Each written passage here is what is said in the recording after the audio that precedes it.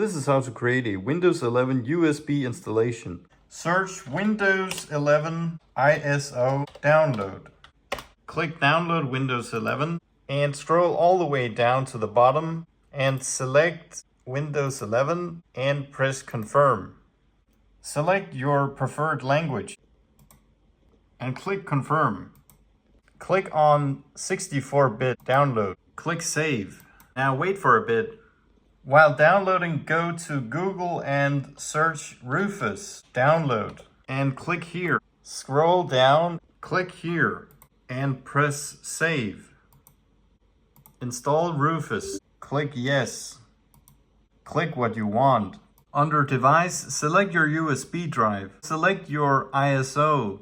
Choose GPT as a partition scheme. Target system is UEFI. File system should be NTFS, and then you press start. Thank you for watching. Create your first website with ClickFunnels. There's a free trial link in the video description. This is my affiliate link, but the price is exactly the same to you.